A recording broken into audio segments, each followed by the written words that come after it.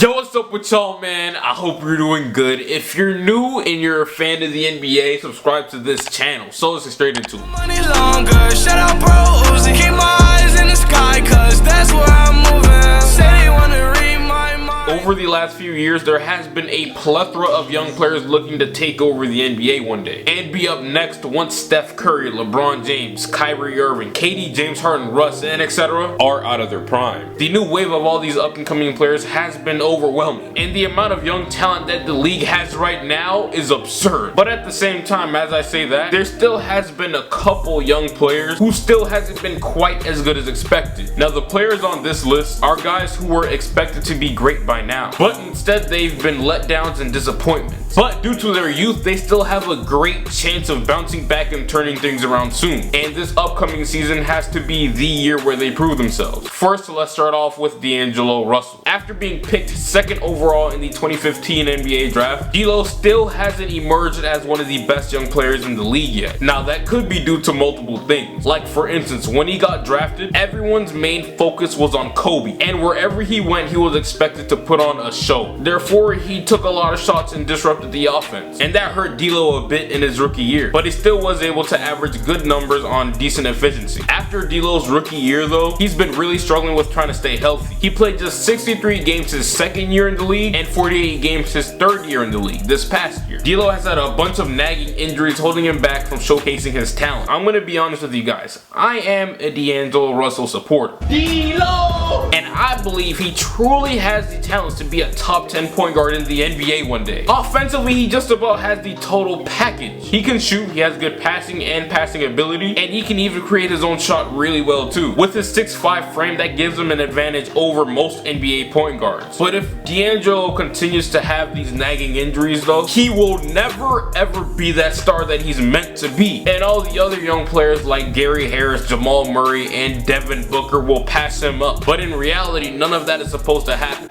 Well, except for the Devin Booker part, because that's Devin Booker. But anyways, yeah, D'Lo has a lot to prove to us this year, or else he's gonna be left behind for good, while every other young player is taking off. So D'Lo, if you're watching this, what? What? You really think D'Lo watching yo ugly ass? You never know. Yeah, you're right.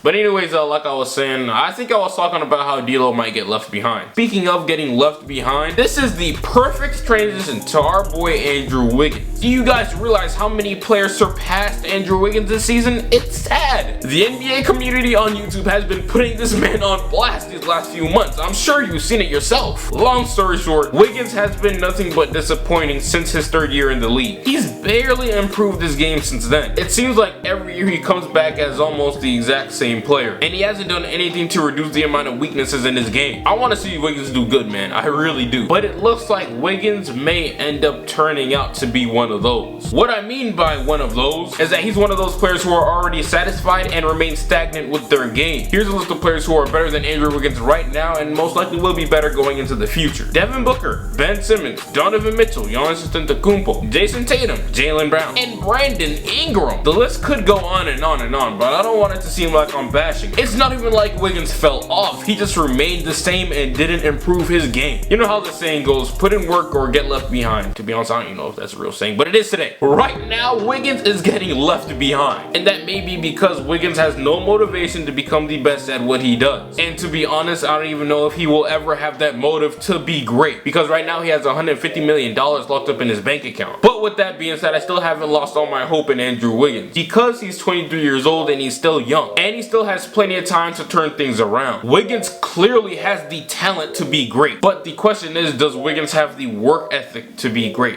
That remains unproven. Round one, fight! Boy, so be flying. Next up, y'all, we got Thon Maker. When Thon got drafted, he was expected to be the finishing piece to Milwaukee's rebuild. Thon was seen as a 7'1" demigod because of his ability to stretch out the floor, block shots, create his own shot, and his jumper. He displayed all of his talents in secondary school and on a couple national teams. The hype for Thon Maker was absolutely ridiculous, but ever since the season ended, the hype has absolutely died, and nobody talks about Thon Maker anymore. And it kind of looks like Thon Maker regressed from his rookie year low-key. Thon got nearly double the amount of minutes this year from his first year in the league, but he still wasn't that impressive. Now, Thon did improve his steals, blocks, free throw, and assist percentages this year, but his numbers only went up slightly. At the pace Thon Maker is going at right now, he might get traded soon because he cannot play his part and help the team win right now. Thon is not a good rebounder. He still gets bullied in the paint by like 70% of the other bigs in the league, and his three-point shot is suspect as well. This past year, Milwaukee really needed Thon Maker's help, but he could not come through because he has a developed jet and he is a liability in some cases. Do y'all really think Milwaukee wants to start John Henson at center? No, they were forced to because Thon is cheeks, and on most nights John Henson is their best option. Thon's time in Milwaukee may be up soon unless he proves us all wrong this upcoming season, which I hope is the case. But that's enough of him. Let's move on to someone else who is kinda in the same situation as Thon Maker. Dragan Bender. Dragan has let down a lot of Suns fans. Yes, he still is young and he could turn things around. He was drafted as a project, but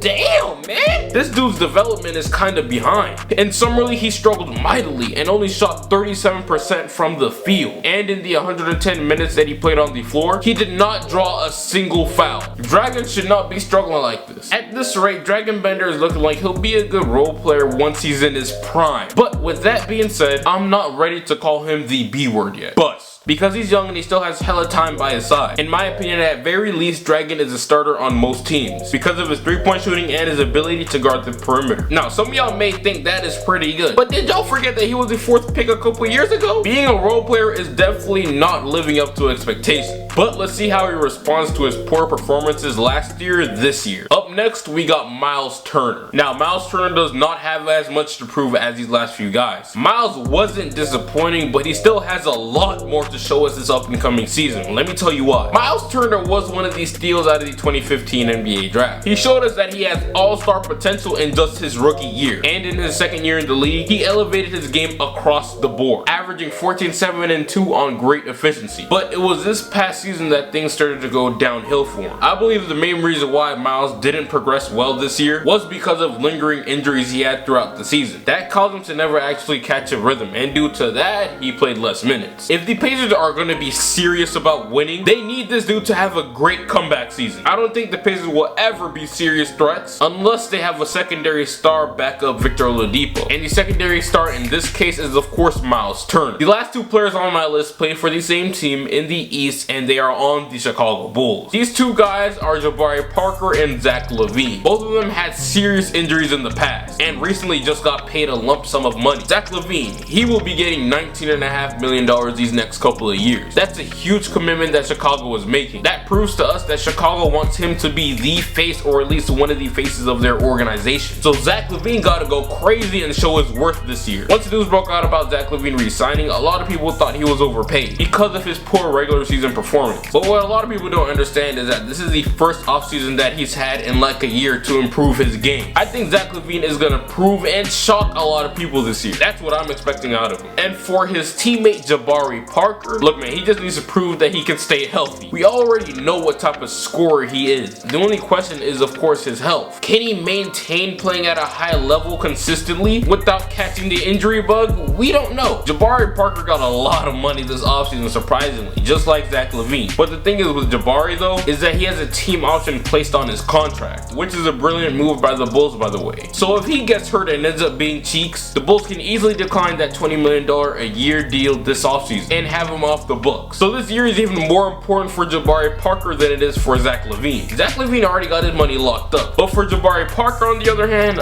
he got a lot to prove still. But this is the end of the video. Let me know what you think. Who did I leave off of this list, or did you think someone did not belong on this list? Let me know. Oh, and before I end the video, I'm gonna just play this random clip right here.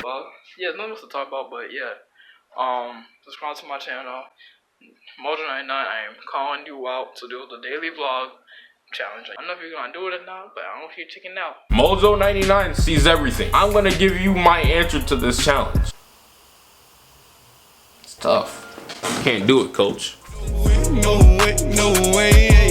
Remember back when I couldn't get a play. No home, I ain't have a place to stay. I got to work, made the surf free the way. Told my girl who'd ever thought.